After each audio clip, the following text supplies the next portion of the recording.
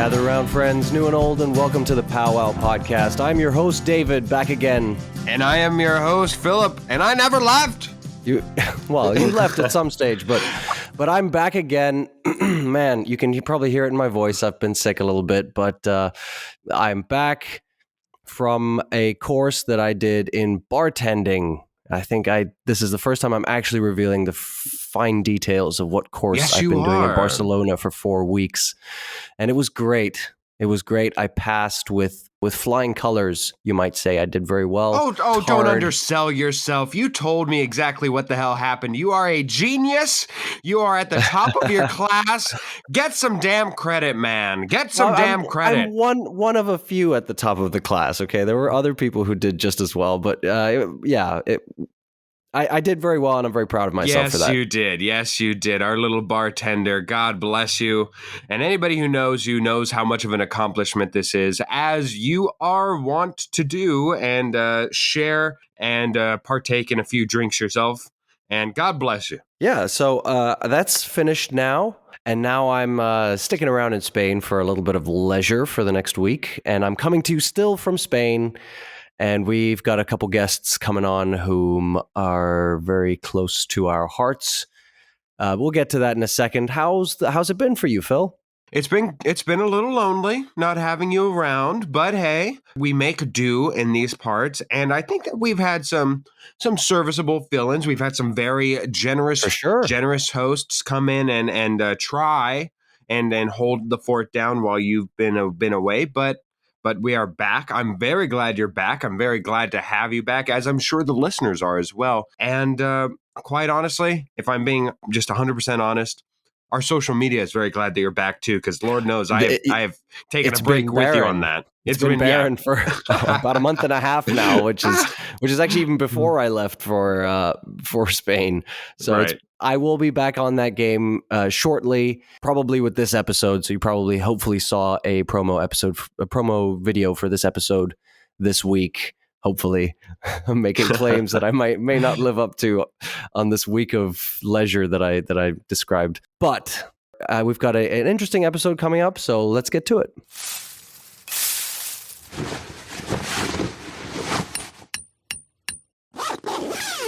So we begin this episode off in the most respectful manner that we possibly can, because because I know out of context the rest of the episode might seem in poor taste.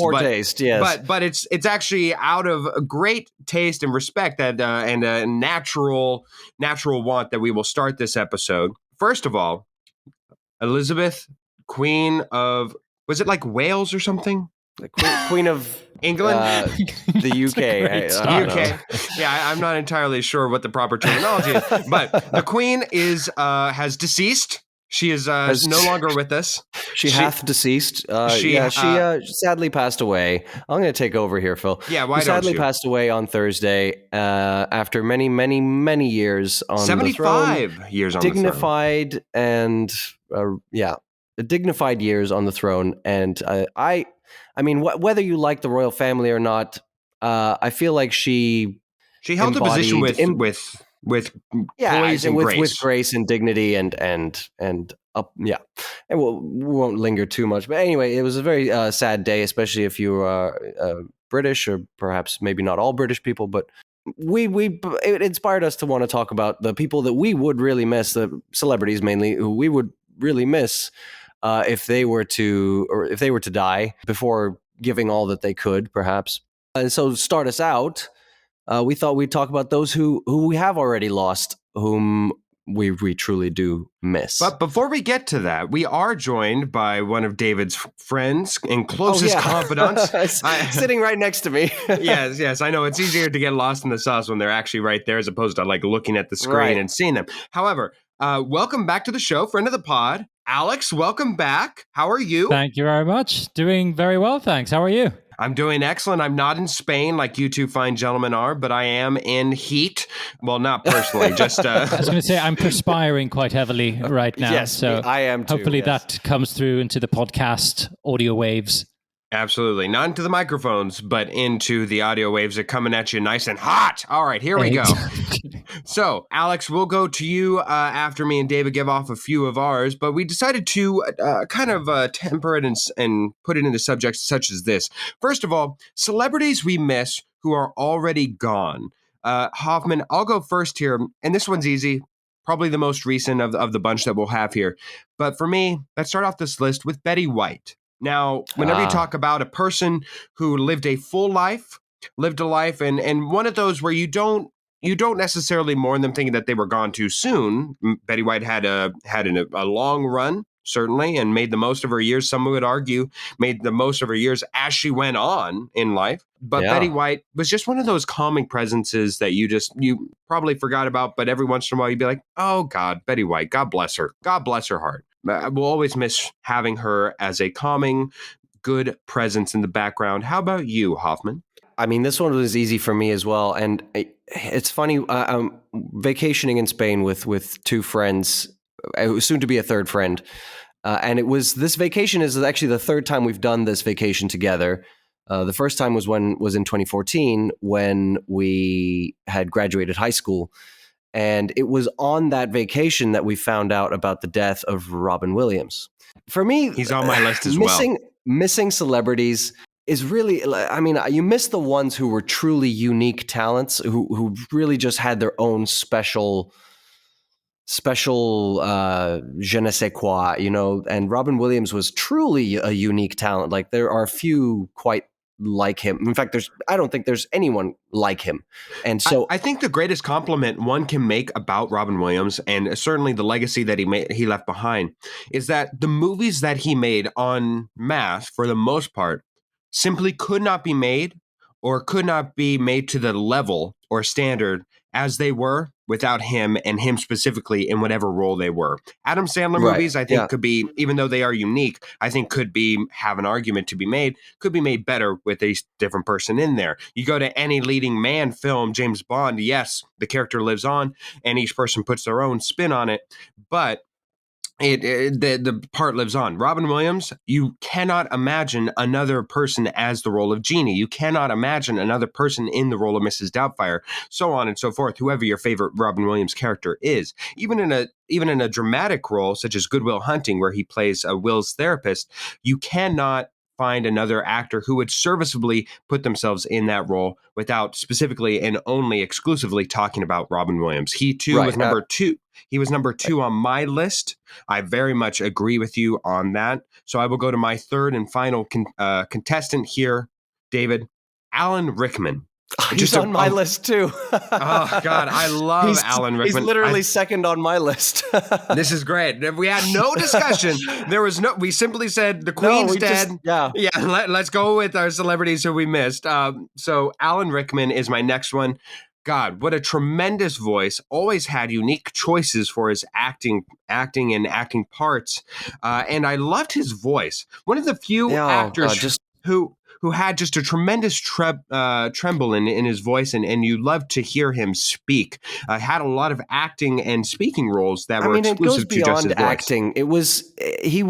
His voice, it was like a work of art. The way he would choose to speak a sentence was never the obvious thing, and that's really, like, for example, Meryl Streep, I think once said that, she always reads a script, she takes her first instinct and she throws it out the window because that's the obvious thing, and she tries to do something more interesting with the line. And I feel like that's really what Alan Rickman embodied as an actor, was always just making it a little bit more. He embodied Meryl Streep more.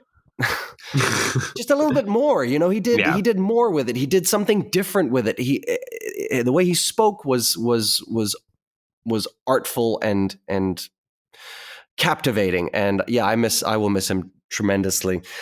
Before I give my final pick, which is on a different note, let's go to Alex, because Alex has been sitting here listening patiently while we... No, but I've been enjoying the fact that your short lists are entirely matched. I didn't have Betty White. Great minds. Alex, do you have Alan Rickman as well, or maybe Robin Williams? No, I feel like yours. I mean, I feel like your lists are very inspired by your industries of choice and sort of TV and film and everything. Mine is going to be very music oriented, I reckon. Oh, good, I good, think good. my first thought when David sprung this topic on me about 10 minutes ago was John Lennon, because I think that's Yeah. in terms of myself as a massive Beatles fan, but also the music as a industry and as an art form in general. I can think of relatively few people in the past 50 years who've had as much of an impact on how popular music is written and performed and what role it has in society as John Lennon. And yeah, no, Very good I miss choice him. there, Alex. Thank you. I feel like he might have just been resurrected just this moment and is featuring on this podcast as a guest. It's like he's with us now. Exactly. But that's an easy first one for me. Yeah, David, why don't you go to your last one? My last one actually is also in the music realm, and a very tragic death under unfortunate circumstances. Chester Bennington, lead singer of Linkin Park. Ah. Yeah. I don't really want to go into his actual death, but not that we are for any of the other celebrities. But I love Linkin Park. They were one of the most experimental modern bands out there, and it's sad to me that journey is over. That we won't get any more Linkin Park, at least not with Chester Bennington, who was a great talent, and I never got to see him live, which makes me sad. I miss Linkin Park. Alex, did you have any more celebrities we miss who are already gone? Yeah, well, I had 4 people I was sort of toying around with, and I was trying to get it down to a short list of 3. I'm not fully settled on who I'd prioritize. I think Freddie Mercury is another one that I would put quite high on my list. Yeah, exactly. And again, a singular musical figure and just generally, all round decent bloke by all accounts. And then my other thoughts would have been perhaps George Harrison again. Obviously died later than John Lennon did, but was another seminal figure both as part of the Beatles and as a solo artist. So that would be my general musical trio that I miss. Excellent candidates all. Let's go to our next one, which will only be a little bit, but we do get a taste more. How about a celebrity who has gone too soon? And we've already listed some who could qualify for this, but we have somebody different. David, why don't you start us out on this one? A celebrity who has gone too soon. Yeah, this was my idea as just a little additional bridge into the next question. I immediately thought, and this is not someone I ever, I wasn't alive when this person was alive, and I've seen all 3 of his movies, is James Dean. And it was considered one of the greatest talents, young talents of his era, and of most eras, in fact. He only made 3 movies, 2 of which he had prominent roles in, one of which was more of a supporting role. He really is tremendous. He really was tremendously talented. Just a very interesting actor to watch, and just beautifully real. And they say also that because James Dean died so young, and Marlon Brando really came up in that same era, that Marlon Brando was in a league of his own because James Dean had died, and that meant that there wasn't as much of a challenge to Marlon Brando. So some say that Marlon Brando would have been better as well if James Dean had stayed alive. So it really is unfortunate that James Dean passed away at the age that he did. Mm-hmm. And if you've never seen Rebel Without a Cause, and now the other movie is the other movie where he's a lead role is escaping me, is even better in my opinion. East of Eden, I believe. And he's just very, very good. I've seen none of those, but will be adding to my list. You should watch it. You should watch them. Same here, Alex. I haven't seen them either. My list is also about 100 movies long, and I hope that I get to see all of them before I meet my demise. There's some classics that sometimes I will not, in certain groups, I won't admit that I haven't seen because it's kind of embarrassing. But James Dean, he was gone too soon. Alex, who would you say is a celebrity who has gone too soon? Well, so obviously a lot of the people from my first list could easily qualify. Very well, there, yes. But to keep things interesting, right? What you could do with this category is you could quite easily get a little time travel-y and and wibbly wobbly, and try to figure out how would the world be different if this particular person had not passed away at the age they did. Butterfly effect. Exactly. Well, I don't know if you've ever read the book. Well, they made a TV show of it as well, right? 11/22/63, whichever one it is, about the guy who goes back in time to try to stop JFK's assassination. Ah, yes. And then that has all of these historical butterfly effects. Well, there's also something. What's it called? I think is it something about some show. I think Yegor can tell us at some point, but it's some show where they explore what if the Russians had gotten to the moon first, and there's all these different. Things. Is that For All Mankind? Yes, that's right. Yeah. So and there's some things that are slightly different, and then as it goes on, more and more is different and different and different as it goes through the decades or whatever. And yes, it's kind of similar. Yes, we discussed that with Professor Fortunato on the That's first of right. the... That's yes. why it's in the back of my head, because I was listening to that episode recently.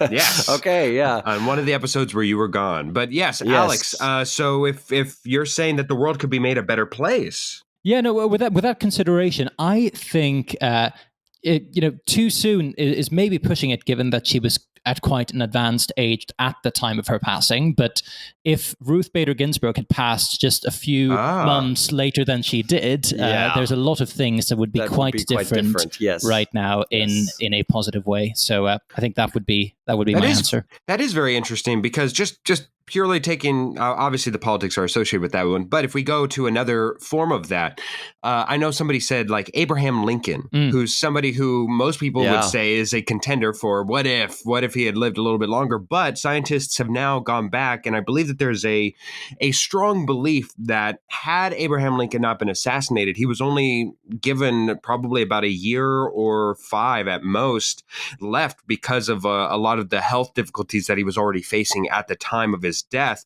That just obviously expedited things to a finite finish, of course, when he was assassinated. So it's interesting that you would, Alex, then even go to somebody, like you said, at an advanced age, but still. Well, I'm just curious about the scientists who've done this experiment. Have they invented time machines and just not told us about them, and have gone back and replayed history? Probably based on like medical reports. No, that's much more boring. Of the time. Okay, let's move on. Or, yes, Philip. Yes, my last one, a celebrity who was gone too soon, and again, I'm still sticking in the realm that we were in, Heath Ledger. Now, there is a strong argument to be made, even within the own movie that he lastly did. You either live long enough to see yourself become the villain or die a hero, and he certainly went out on top. Or you could argue for the Marlon Brando side of things, where by the end, most people are wanting to forget the last couple of movies that you made. So there's always that discussion to be made. But Heath Ledger, a true talent, went to insane depths to get there. Brilliant performances to be had, I'm sure, that were still left within him. All right, celebrities, and this whole topic, we say knocking on wood. Just every candidate we put on this, knock on wood beforehand, because we are just asking for it. But celebrities we will miss, who are still with us as of the time of this recording, because, 50 years into the future, I'm sure this list will be a lot different.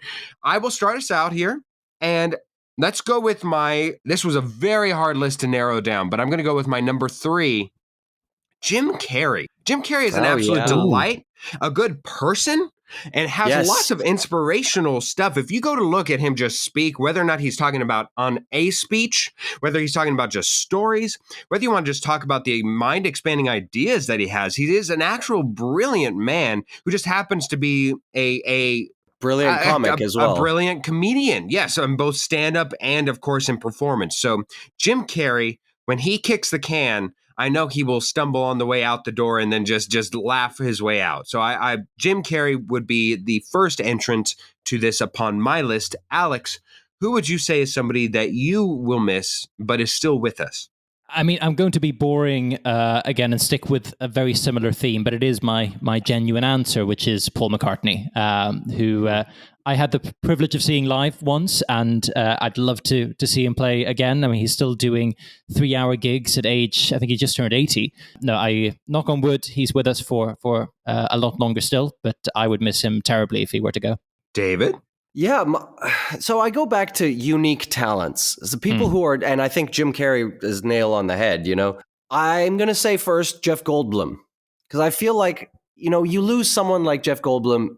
You're not gonna be able to have any Jeff Goldblum anymore. Whereas certain other people, yes, you miss them, and yes, they're unique in their own way, but it's just not as unique as certain people like Jeff Goldblum or Robin Williams, for example. So Jeff Goldblum, I would miss dearly.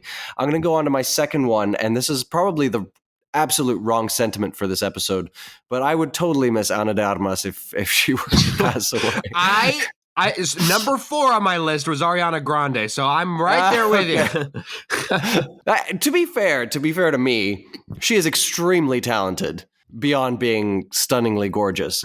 So, yes. Okay, Alex, let's go back to you. Well, hopefully she's not at immediate risk, right? I shouldn't think so. I shouldn't think so. Of age group. No, my second on my list would potentially be Sir David Attenborough. Brilliant. Again, another singular talent, yes. Wonderful voice on environmental issues Yes. and causes, and befitting the theme of and the occasion that gave rise to this week's episode. A British icon in many respects.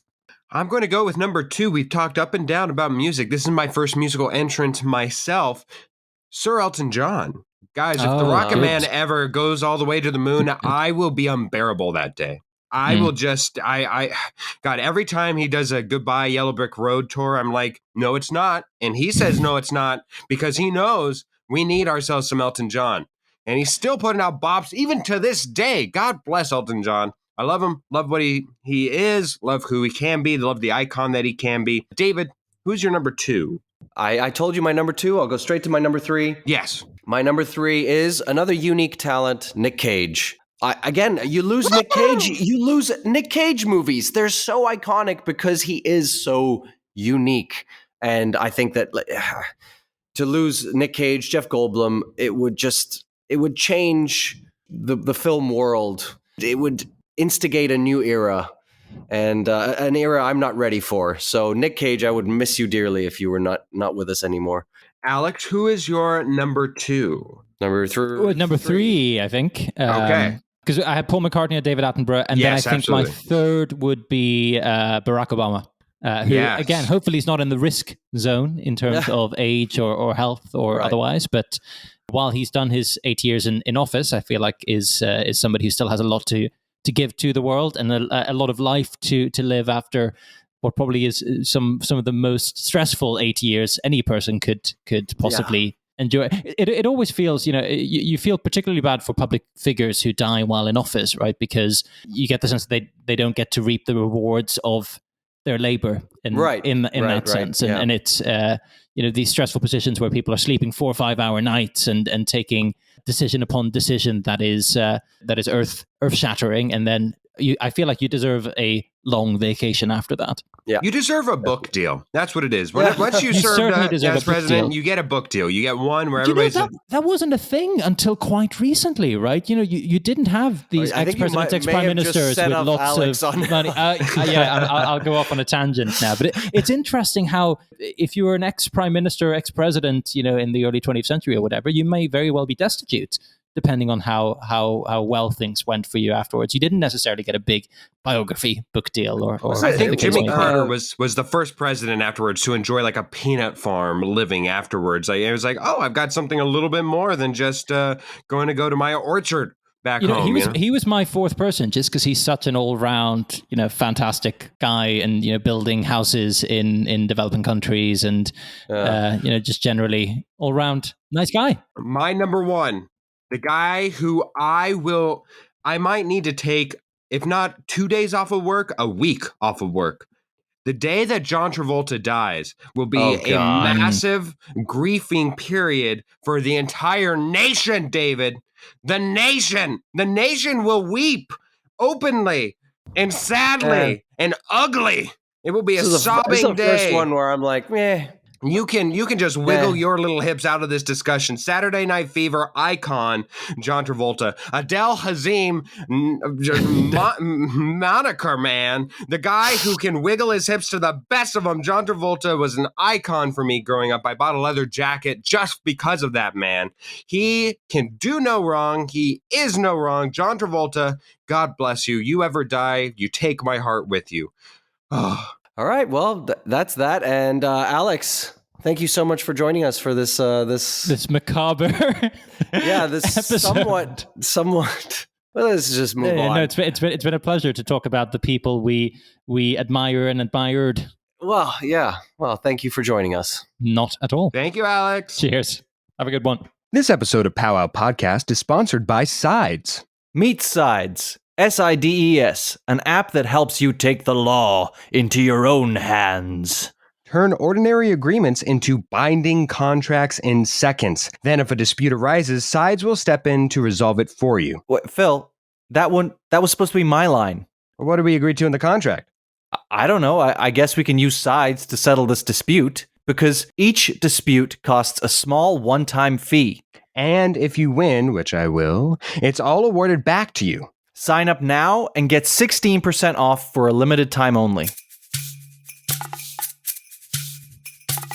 Our mini segment this week is Fun Factoid. So And we it should have been You Will Be Missed.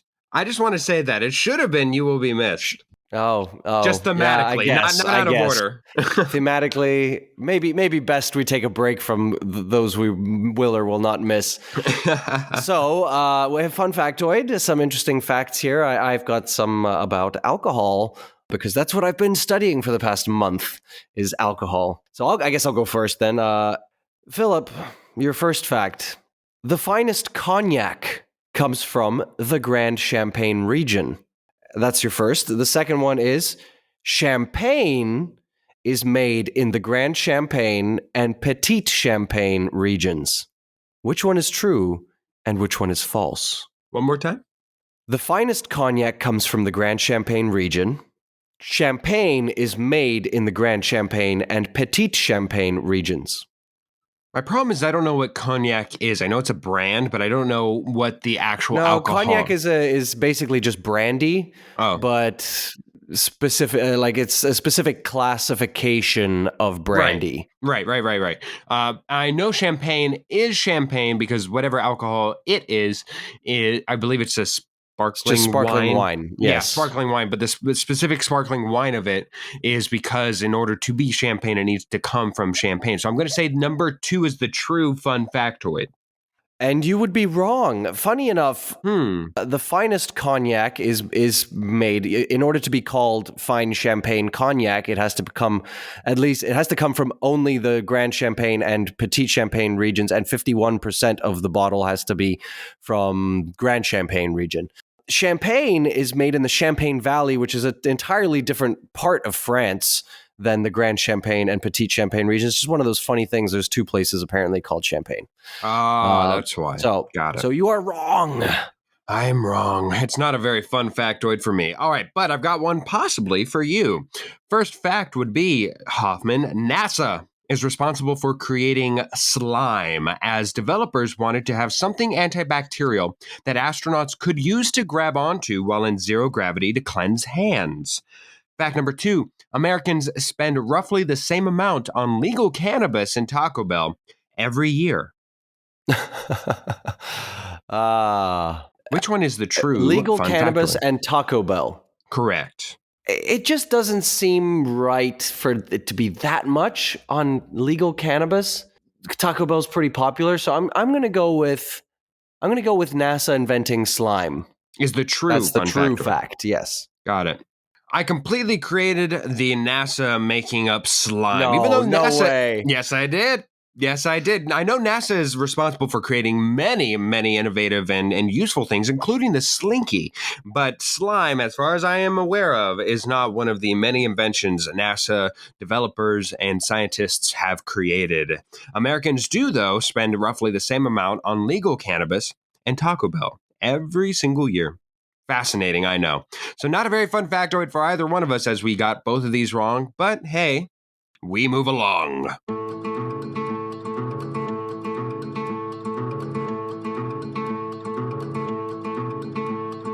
We welcome Yegor on for the game. Yegor's also here with me in studio. And when I say studio, I mean living room floor. And he's here to play a game with us. But first, we're going to get to know him just a little bit. Welcome back onto the podcast, Yegor. This is your 3rd episode, I believe, or something like that. 3rd indeed. Yes, and he still never listened to any episodes. Gur, well, we want to get to know you a little bit before we Yegor. start playing the game. I got what that was. That was hilarious. I Thank you, didn't Phil. get Thank it. you. I'll hear it, I guess, You when... said Gur, and he said no. It's Yegor. Well, whatever. Listen to the podcast. So we're going to get to know you a little bit. Shall I start with my first? You've just thrown me off. Yeah, okay, I can we're going tell, to get to yes. know you. Phil doesn't know you very well, so he's got 2 questions for you. I have only got 1. Phil, start us off. Yes, why don't I? My first question to you, Yegor, I was led to believe it would be a woman who would be on here, so I apologize for all these questions, but I refuse to change them. My first one, if you went into a very important job interview and they asked you, what type of sandwich are you? What would be your answer? Oh, that is a very interesting question. I don't see how the gender of the interviewee. It's more plays so into for the responses. second. It's more for the second question as I've read the first one. There but we yes. go. There we are. Let's say a BLT. And It's why a is nice- that? I'd say it's a nice mix of ingredients. You know, you get a little bit of the saltiness from the bacon. You get a little bit of the crispiness, maybe not from the bacon, but from the lettuce and the tomato. You know, just for the extra vitamins and for the color. It's a nice combination. You know, very easy to make, easy on the eye, and it tastes very good as well. So you're saying you're quite a balanced fellow. I would say I am a You're balanced quite fellow. good in lots of different areas. Yeah, I Yes, think you know. okay. I And haven't crunchy if you meet him on the right way. indeed. Indeed. Yegor, which Mediterranean country, since we are currently vacationing in the Mediterranean, which Mediterranean country is the best vacation spot in terms of the 3 following things? You can pick a different country for each if you want. Hmm. Food, beaches, and nightlife. Well, for food, I mean, you have to go with Italy. I think you do. I think a lot of people. I think a Italy. lot of people might say France. A lot of people might say Greece. But I would Too say much Greece. I would say I'm partial to the Italian in that regard. Grease is the word. What was the second category? Beaches. Beaches. Ooh. Well, I can't say I've visited too many beaches in the Mediterranean, or at least not a great variety of beaches. Would the Canary Islands count as a Mediterranean nation, even though they are? You outside are the correct. They Mediterranean? do have the best beaches of all the places that might be considered, but I would say no, because they're not in the Mediterranean, despite being part of Spain. But yes, absolutely, they do have the best beaches of all the places that you might go in this general part of the So world. is it an acceptable answer? No. Well, then say let's no. just say Spain. Just say Spain. Okay, Spain is good. And the last one was nightlife. I'd say probably the better parties, or at least some of the most fun parties I've had were on our senior trip on the island of Crete in Greece. Coming back to it, let's say Greece is one of the better places for nightlife, at least the way I've experienced it. So Spain is his main beach, and Crete is his favorite place to go for the nightlife. We now know this. My last And question Italy for food. Italy for And food. Italy okay, for go food. ahead, Makes Phil. sense. Yes. Having just seen The Little Mermaid trailer, which Disney princess, Yegor, would you want to be most and why? Well, I have not just seen the Little Mermaid trailer. I've seen a lot of reactions to it, some positive, some negative. But I would want to be, if I myself were Disney princess. Let's go with a relatively cliche, but still a little non-cliche answer of Princess Leia Organa. I was As we wondering, know, Star Wars have yes. been acquisitioned by the Disney Corporation a couple of years ago. Are you into big buns, Yegor? Is that why? And I cannot lie. And he you got cannot me, lie, man. no. You read me like a poem. All right. Very good. Well, as Yegor is Hoffman's guest, that means that it is my iteration of the game that we must do. So I'm going to tell you that the game right now, Yegor, is called Rest in Pieces. Meaning it is a game about how many pieces can be found in really anything, and it is up to the two playing the game to get as close as you can to the correct number of pieces to be found. Now, for clarity's sake, both people can guess the same amount of pieces. However, that would amount in a tie. So feel free to go about. Closest wins if different answers are to be found. Yegor, who would you like to face off against first, myself or David? I believe I faced off against David first last time. So let's say you, Phil. Excellent. Hoffman, your version. Okay, my version of this game, since I just did a course in learning how to shake cocktails and learning how to make cocktails and all kinds of cocktail-related things, I have in my hand the Bible of cocktails, all the recipes for the cocktails that I learned how to make. And the task will be to try to guess how many ingredients go into the cocktails that I give you. And I haven't even decided which ones I'm going to give you yet. I'm going to pick them at random. Phil, I will tell you that including garnishes, some have one garnish, some have more than one garnish. Nothing should have more than 11 ingredients. 11. Okay, Got so it. we're Thank working you. between 2 and 11. Is ice an ingredient? No. Very good question, Well, Igor. I would actually consider ice an ingredient. Yes, okay, we'll consider ice an ingredient, in which Okay. case it is still between 2 and 12, I guess. Excellent. All right, let's get started. What is the first drink we will have to guess? Yegor, you're going to be going first. The first drink, I would like you to tell me how many ingredients are in a Bloody Mary. Standard. I will go for 4. I will go with 5. I believe that there's tomato juice, there's celery, which I think should be included in that. If it's not, I know it's just one of those things that should be. Kind of like whenever you order at a restaurant, you order water. Lemon should be included in that, even though it's just water. So I'm going to go with 5, hoping that it's more. I am on the same page as you, except for the lemon. Well, actually, Phil, I would have considered you to be at a disadvantage in this game, which is funny because you are absolutely right. There is 10 milliliters of fresh lemon juice in a Bloody Mary. And you also have Tabasco, black pepper, celery salt. Bloody Mary is many ingredients. So 5 is closer, not necessarily Yes. close per se. So how many does it have? 1, 2, 3, 4, 5, 6, 7, 8. And ice is optional, so we'll just say 8.5. Oh my. 8.5. Yes. Either way, I come Either way, away you with are the closer. first point. Well Yes. done. First point goes to Woohoo. Phil. For the next cocktail that I would like you guys to assess, a Mai Tai. A Mai Tai. Phil, we go to you first this time. For anybody who's not aware by this point or time, Yegor, I am stone cold sober. I am aware of these drinks, that they exist. I'm aware of the name. I have never partaken in one. I couldn't even tell you what the base alcohol for a Mai Tai is, which you don't need to tell me. I'm just saying. So for me to take a victory here would be a tremendous win.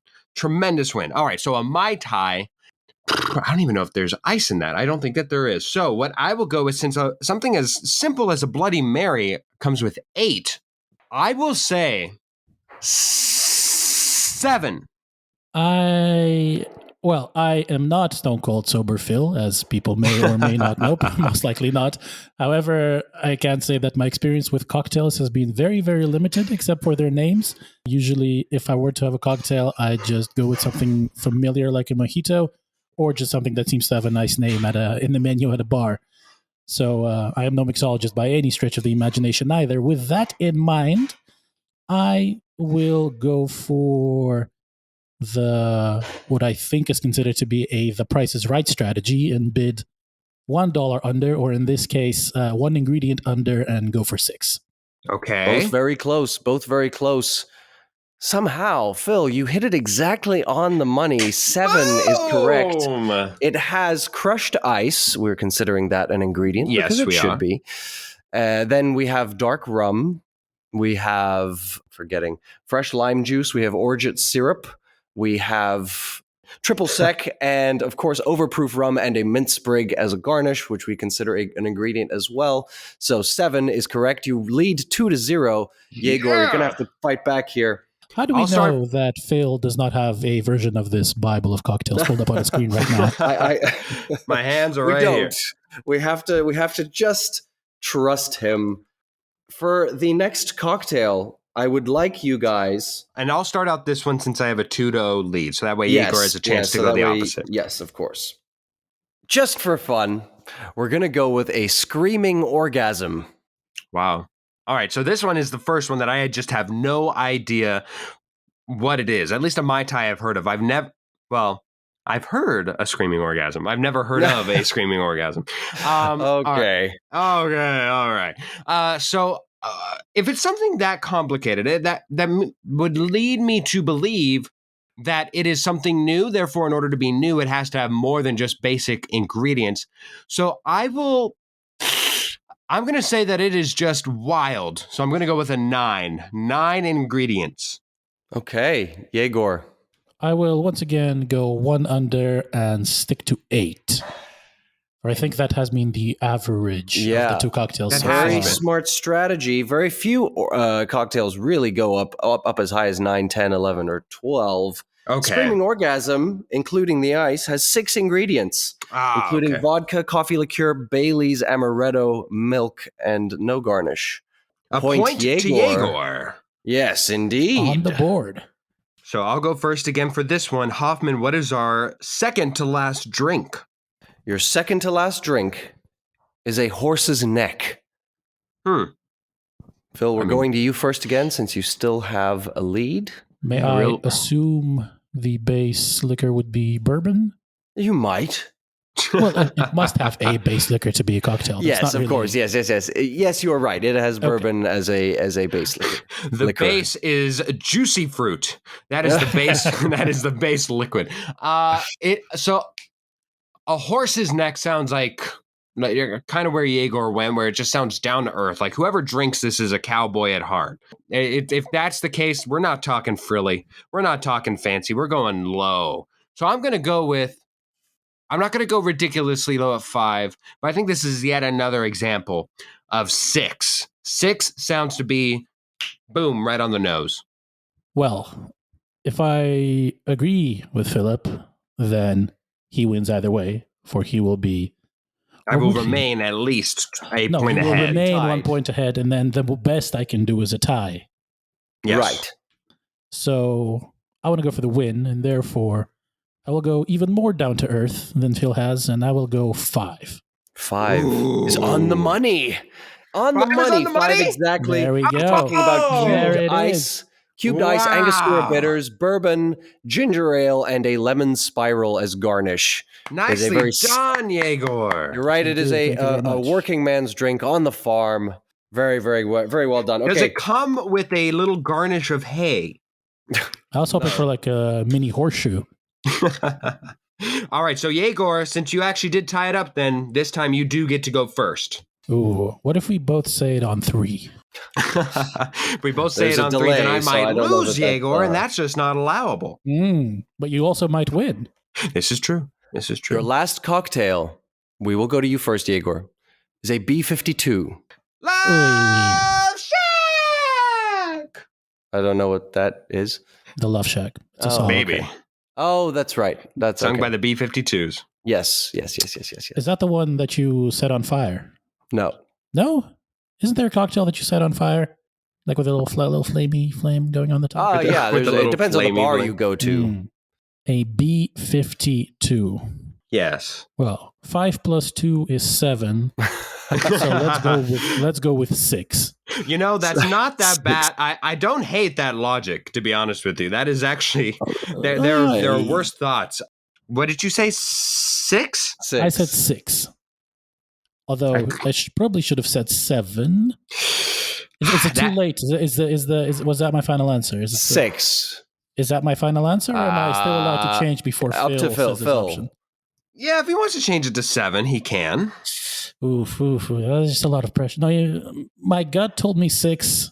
Well, no, first my Was it your gut or was it some weird logic that told you to add 5 and 2 together? well, my weird logic told me to add 5 and 2 together, and then my gut said no, go for 6. Oh, okay. All right. Well, But if you said the minimum is 2 and the maximum is 12, 7 is equidistant.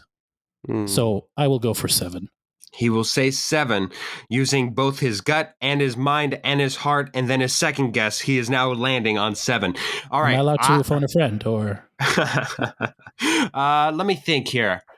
I could just force the tie. I'm assuming since Hoffman is coming up with this game on the fly, he does not have a tie, therefore. So I should not go with the tie. But 7 does sound enticing, I must admit. But B-52 being 7, that is Illuminati type conspiracy theories. I will say that is wrong, feeling brave? and I will go 6. Come on! So he's going with my gut. I'm I guess so. with Yegor's he's gut. going with Yegor's gut. A B-52 is a layered shot. Oh, Wait, just a shot. Yeah, it's served in a shot glass or So shooter. Not too much then. How many layers? Layered, no ice, obviously, no garnish. Is it like an onion? Is it a trick? How many You layers? start out with coffee liqueur, Okay. and you layer on top Bailey's, That's 2. It's 2. and then you top it off with triple sec. Ah. And that's it. 3. 3! Yeah, baby! Woo! Oh. Love your Shack, gut was wrong. baby. Your mind was wrong. Philip was wrong, but Well, Philip was closer. my gut was close. Your gut was closer. And I would have gone 7 had you gone 6, Yegor. So it was the Well, decision. now you tell me that. Wow. Yes. Wow. All right. So I win that game 3-2. Yegor, I do not have a game based entirely off of alcohol, but I do have a fun game that I think you might stand a better chance in, but therefore David also does stand a good chance as well. So let's go to my game.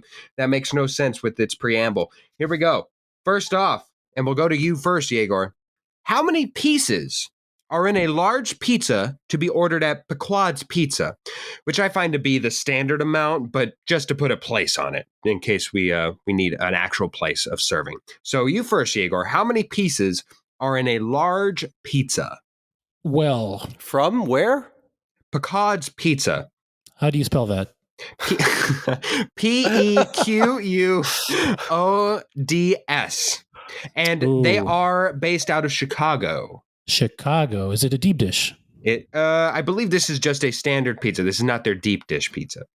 Okay, well, the majority of the pizzas I've eaten throughout my life, large, extra large, medium, whatever dimension you're going for, have been 8 slices. So I will go for a nice, familiar 8. Hoffman. Now, I don't have to go, like, all pizzas are cut into an even number of slices, right? But I don't necessarily have to go with an even number. I just have to be closer. That is correct. I mean, it's a large pizza. I'm going to just go with, maybe it's cut into 12. So I'm going to go with 9. He's going to go with 9. Very good, because had you gone with 12, you guys would have tied, because the answer is actually 10, as you both would have been Very 2 odd. away. 10 is strange. It's a weird. No, you have to make an odd number of cuts. Yeah, exactly. And Yeah, there's no it's very way of, like, strange. dividing into 2 every time. This is true. This is true. Yeah. What's it called? Quads. POWWOW. POWWOW. Very odd. Very, very odd. POWWOW is odd. Who would have guessed? All right. So David does indeed take the first point. And we go to you first, David. How many pieces are in chess? Not including the board. Okay. Is that would have ice been a cheeky. Yeah. 32. He says 32. Yegor, what say you? This is not a trick question, is it? We should hope not. We hope not. Do the players count as pieces? It You can't depends really on play without them, can you? If I leave my gun in a threatening manner on the table, does that count as a piece? Or maybe if you have Hulu on in the background and you're watching some manga, you know, One Piece, then that's an additional piece. But no. If I have a POWWOW's pizza on the table next to the chessboard,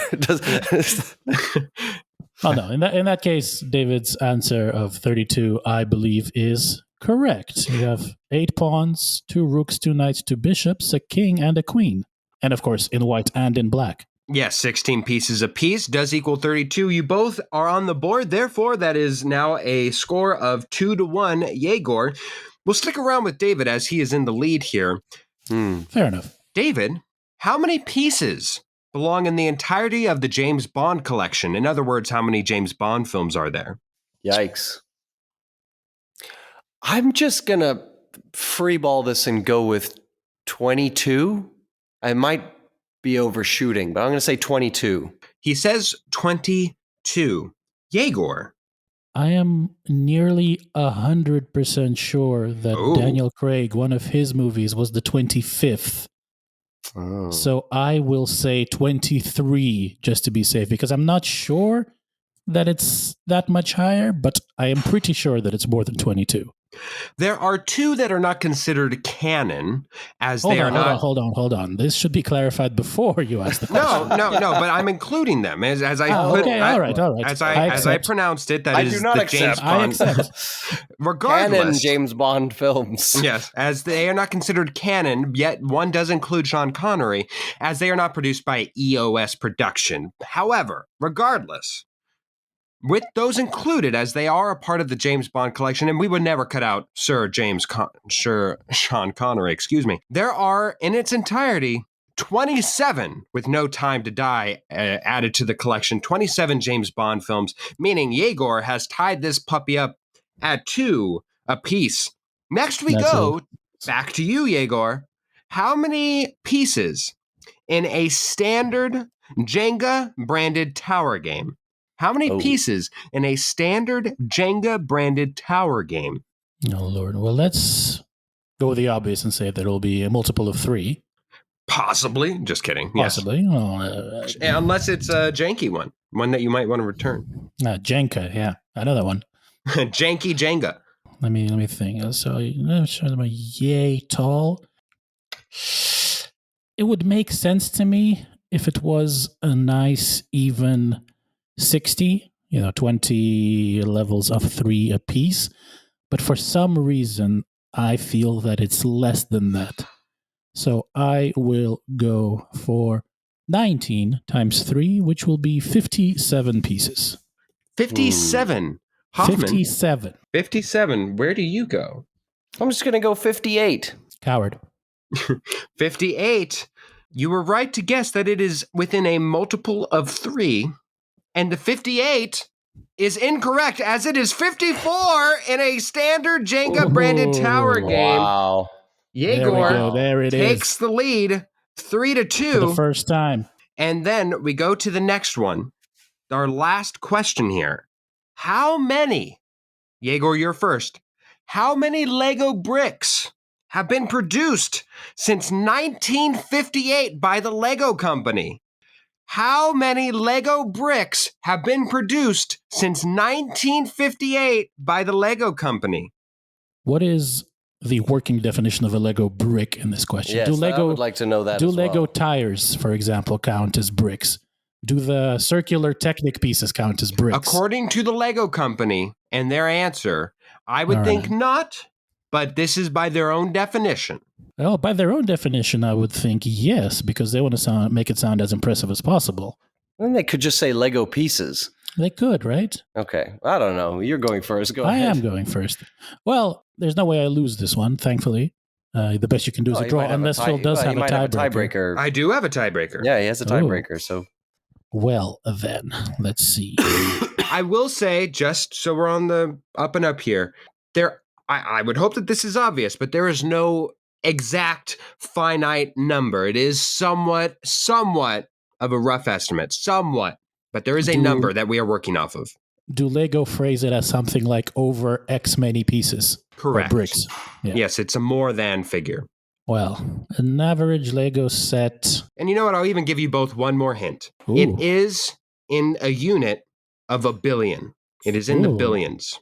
Well, only 999 guesses to go. Let me say 25 billion plus another 14 on top and one more. So let's say over 40 billion bricks. 40 billion. That gives you two. Hold on. No. Now that I hear you say it, it sounds ridiculous. Something not about that you are ridiculous. Yes, of course. No. Let me go a little bit lower. Let's say 15 billion bricks. 15. 15. 1-5. Okay. 15. All right. Hoffman. I think that's an easy over for me. I'm going to say 15 billion and 1 bricks. Oh, and the 1 brick might have it.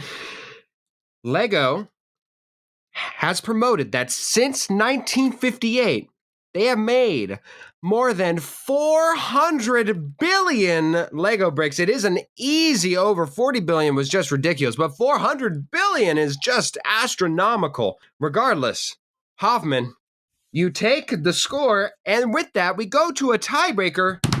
Here we go, baby.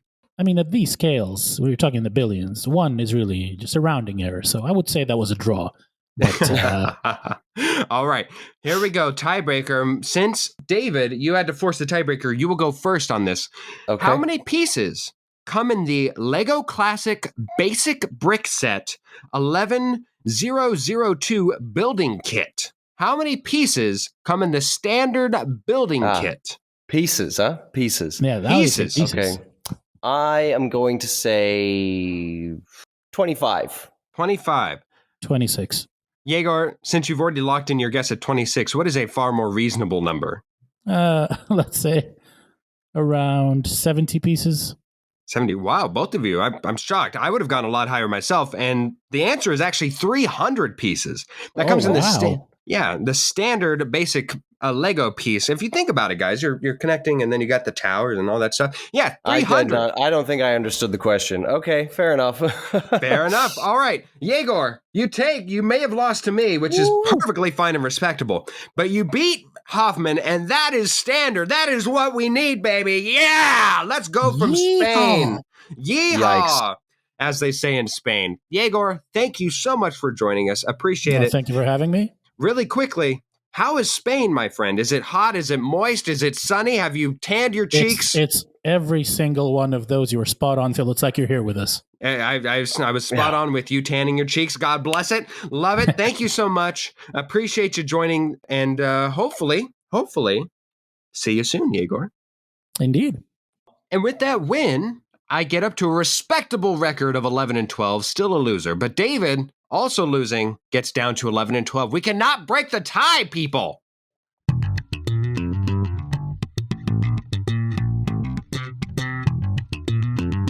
Ha-cha-cha-cha, ha-cha-cha-cha, ba-boop-ba. Oh, that slaps. I missed it. I missed it with you, my friend. We've had some good entries since you've been gone, but it's nothing like when you're here. Did you have Since You've Been Gone by Kelly Clarkson? No, she has not been added, but I will say she has not been added yet. Yet. I'm sure she'll make an appearance sometime. All right. That slaps. David, you've had a couple weeks to marinate on this. Okay, so since I left California, well, in fact, even when I was in California, I've missed California.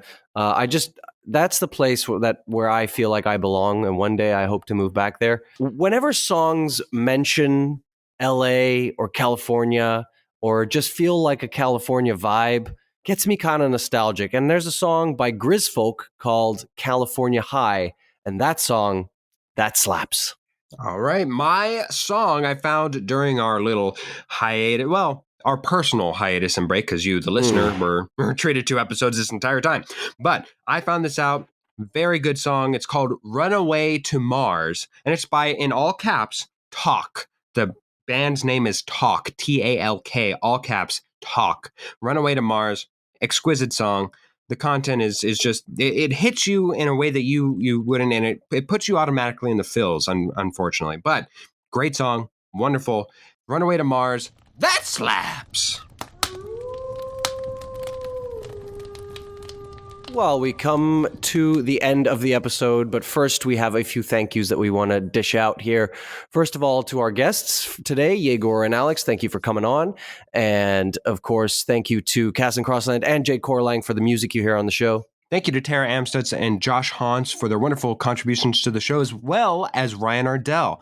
You guys make this podcast possible. Thank you so much. And thank you to you, the listener, for tuning in. Once again, sorry I've been gone for so long, but I am back, and we should be back to regular scheduling and content creation from this point for the foreseeable future. Not that we could foresee much, because life is crazy. Life is definitely crazy. But thank you for tuning in. Thank you for staying with us in the past few weeks.